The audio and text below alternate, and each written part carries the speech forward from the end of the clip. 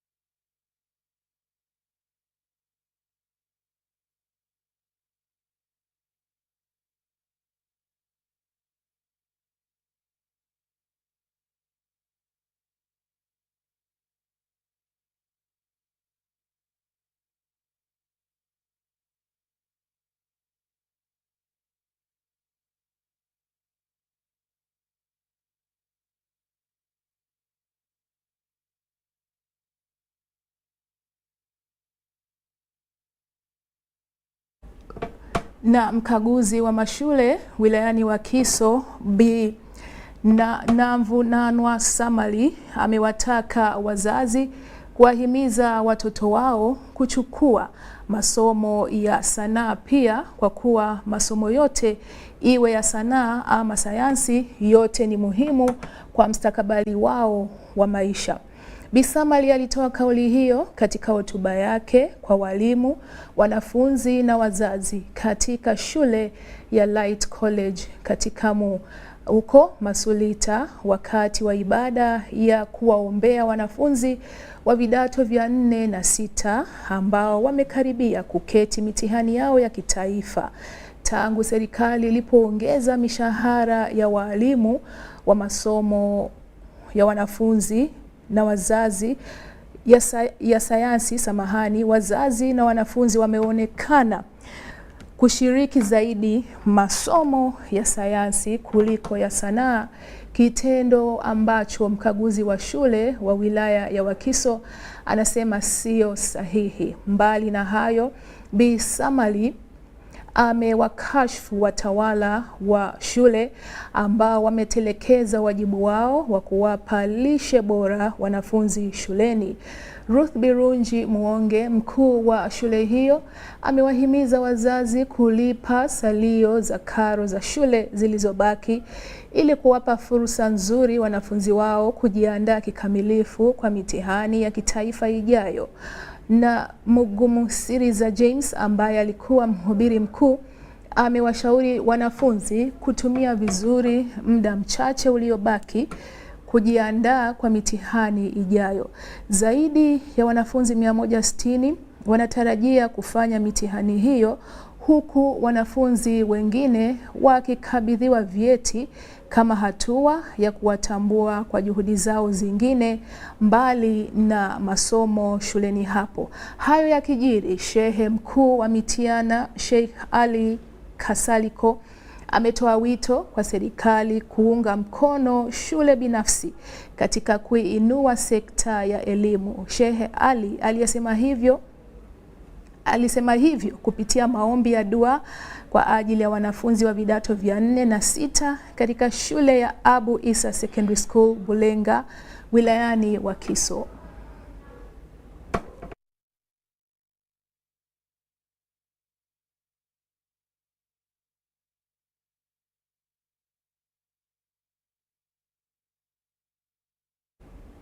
Leo ikiwa ni siku ambayo taifa limeadhimisha miaka 61 ya uhuru wake, maafisa mbalimbali wamekabidhiwa medali katika hafla ya kitaifa iliyofanyika wilayani Kitgum. Hebu tupate kuona kilichoendelea.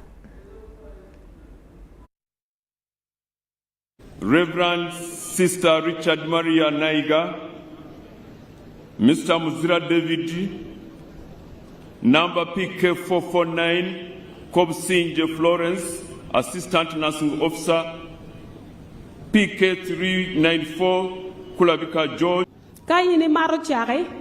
We are now producing 5.4 billion liters of milk a year. Nik wan ku berichane dong machala Uganda wano cha maudano tika gwaka makinyero liters billion a bit tola bor Uganda kai. You, the Ugandans, you are drinking only 800 million liters. Eto anyueleme Uganda nyujomati Uganda kange maro liters mia bor keken. Where shall we put the rest? Tidong liters mokena modonge wakero kwene. How about maize? La nyuage kono. Maize, you are producing 5 million tons. La nyuage kubede wano tika furne tons million a bit. You are consuming only 1 million tons. Eto wano tika chamo million tons a chiel kiken. Where do we put the 4 million? Tidong million angwen mano dong ape wachama ne kikero kwene. You got sugar. Kawachira chukare. We are now at 700,000 tons. Kuridong watiki tons maroma litmia bero. You are consuming only 320,000. Eto mawano chamo ki Uganda kainte tons mia dek ki pierari ali mia dek ki pierari o kiken. Where do we put the rest? Chidong wie mudong ikondong wakero kwene. And you can go on item by item, cement, steel, all the textiles. Waramo dong wot ikom jeme no ka chelo cement, chalo textile mawatiu kere ke jeme mo kana ni weng. That's why we Huduma za afya na elimu bado zinaendelea kuwa duni katika kisiwa cha Sese Islands wilayani Kalangala kutokana na ukosefu wa usafiri. Hali hiyo imesababisha wanafunzi wengi kuyatelekeza masomo kwa kukosa usafiri, huku mimba za utotoni nazo zikiongezeka. Ni kutokana na hali kama hiyo ambapo klabu ya Rotary Club of Kampala Sese Islands imeamua kutafutia suluhu baadhi ya changamoto kwenye kisiwa hicho. Klabu hiyo imeanza ujenzi wa shule kuinua viwango vya elimu kisiwani hapo, sambamba na kufanya kambi ya matibabu ya bure. Kisiwa cha Sese Islands kinapatikana wilayani Kalangala na kuzungukwa na ziwa Victoria ambalo ni ziwa pekee linalotegemewa kwa usafiri wa maji kwa watu kwenye kisiwa hicho. Mbali na kuanza ujenzi wa shule mpya, klabu hiyo ya Rotary imekabidhi madawati 50 katika shule ya jamii ya Bweza Dagie Community School iliyoanzishwa mwaka 2019. Klabu hiyo imeendelea kutoa misaada mbalimbali ya kielimu katika shule zingine pia katika kisiwa hicho. Kwa mfano, katika shule nyingine ya msingi ya Kasekulo Primary School. Rais wa klabu hiyo ya Rotary kisiwani hapo, Irene Nabayunga, amesema kwamba wataendelea kushirikiana na wadau kusogeza huduma muhimu kwa wakazi wanaoishi katika kisiwa hicho, huku mkurugenzi wa shirika la kimataifa la Heifer International Uganda William Matovu akirejelea kauli yake ya ushirikiano na wadau katika kuyatunza mazingira.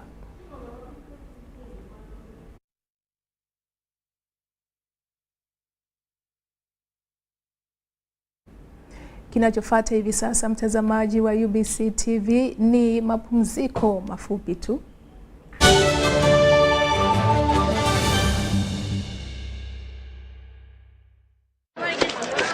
Juko. Yo. Wachiko. Check the shopping, man. What's your secret? Wagana wange, haven't you heard of the parish development model PDM? Yes, I did, but I thought it was just a talk. No, Sebatia. It is real. I and a few friends together formed a circle, accessed money from the PDM, invested in a poultry project, and now things are moving. Juko. I thought I was one of your friends. You are. But you left me behind. I didn't leave you in poverty. What you do, just visit your LC2 chairperson and your parish chief and start the process of economic transformation. Just like that. Okay. The parish development model is an initiative from the government of Uganda through the Ministry of Local Government designed to transform all lives of Ugandans for the better. PDM, my parish, my development, my life. The black, gold, and red flag of the new young state. Uganda is born again, free and independent. Uganda will celebrate 61 years of independence on the 9th of October, 2023. This is the day that Uganda attained freedom from colonial rule and her destiny was reshaped. Uganda's liberty today stands on the foundation of sacrifices laid by the founding fathers at a Pan-African outlook who pioneered the global agitation for freedom of colonized countries, especially on the African continent. The theme for this year's celebrations is sustaining a united and progressive nation, taking charge of our future as a free nation. The 61st Independence Anniversary celebrations will be held at Kitgum Farm Institute grounds in Kitgum District. The event will be live on UBC TV and all our other media platforms. Happy Independence Day, Uganda.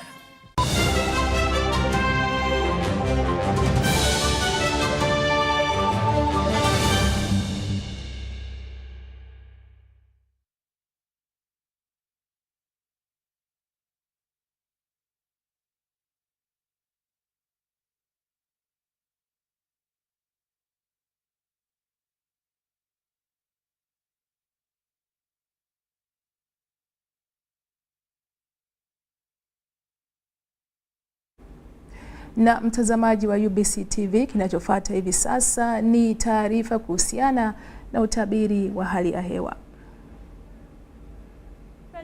Karibuni kwa utabiri ya hali ya hewa. Mtangazaji naitwa Kutesa Mili, habari za jioni. Bado tuko na vipindi vya mvua viko kuendelea mbele hapa na pale ndani la nchi yetu, lakini pamoja na hivyo kuna mapunguko hapa na pale. Kuangalia kwa sehemu la satellite tunaona kwamba bado mkanda ya mvua imeenea ndani la Afrika pamoja na ndani la nchi yetu, na upepo pamoja na bwana inatoka sehemu za Kongo. Ndio vipindi vya mvua tumeendelea kuona hapa na pale ndani la nchi, lakini kesho asubuhi tutajua kama kuna vipindi vya mvua ya rasharasha sehemu katika la nchi yetu, lakini pamoja sana Mzana Kasongo natajwa kwa vipindi vya jua kuchomoza na mchanganyiko la mawingu. Sehemu za mashariki watamka na vipindi vya mvua pamoja na radi, lakini sehemu za Soloti watakuwa na vipindi vya jua kuchomoza pamoja na mawingu. Sehemu za magharibi watamka na vipindi vya mvua ya rasharasha, sehemu za Masindi, lakini sehemu zingine watamka na vipindi vya jua kuchomoza pamoja na mawingu. Kaskazini la nchi yetu watamka na vipindi vya mvua ya rasharasha, labda sehemu za Kotido pamoja na Moroto watamka na vipindi vya jua kuchomoza pamoja na mawingu, na sehemu za Arua. Kwa muda rasili mambo yanatarajiwa kubadilika kidogo. Katika la nchi yetu watapata vipindi vya mvua kunyesha na joto kufika 28 mjini ya nchi yetu Kampala, Masaka kwa 30, lakini sehemu za mashariki watakuwa na vipindi vya mvua kunyesha tena na joto kufika kwa 28, labda sio tunaona kwamba inaenda kuwa juu kidogo kwa 31. Sehemu za magharibi wanaenda kwa kuendelea vipindi vya mvua kunyesha hapa na pale na joto kufikisa 32. Sehemu za Kasese 29, Mbarara mjini Kabale inaenda kufikisa 25. Kaskazini la nchi yetu hapa wanaenda kupata vipindi vya mvua kunyesha kwa muda rasili na joto kufika 32, labda sehemu za Arua tunaona kwamba inaenda kufikisa 29. Mnyataka kutoka nile nchi yetu kutembelea miji kadhaa duniani kuelezea kwamba Dubai pamoja na Washington DC wanaenda kwa vipindi vya jua kuchomoza sana na joto kufika 18 sehemu za Washington, lakini Nairobi na London wanaenda kwa vipindi vya jua kuchomoza pamoja na mawingu na joto kufika 30. Sehemu za Nairobi Tocho inatarajiwa kupata vipindi vya mvua ya rasharasha na joto kufika 18. Asante sana kunitazama, naitwa Kutesa Mili, tuonane kesho.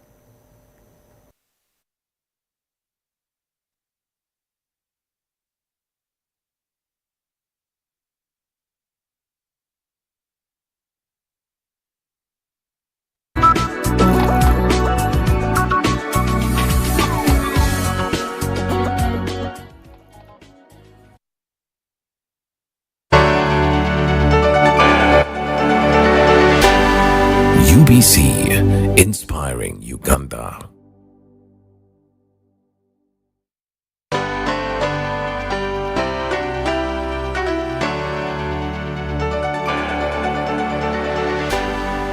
UBC, inspiring Uganda.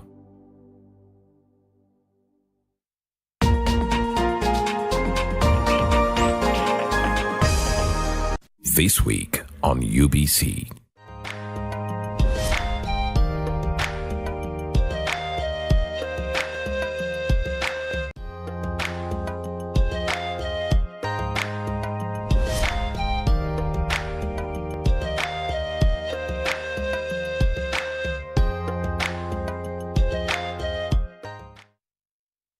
A new dawn on Behind the Headlines with me, Timothy Nyangweso. Every Wednesday, live in our studios in the heart of Kampala, we have conversations that have analysis, explanation, but not every truth is fact, and not every fact is truth. Every Wednesday, 10 p.m. on your public broadcaster.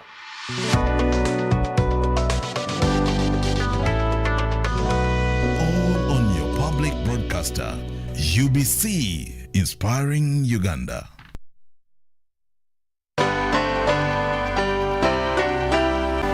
UBC, inspiring Uganda.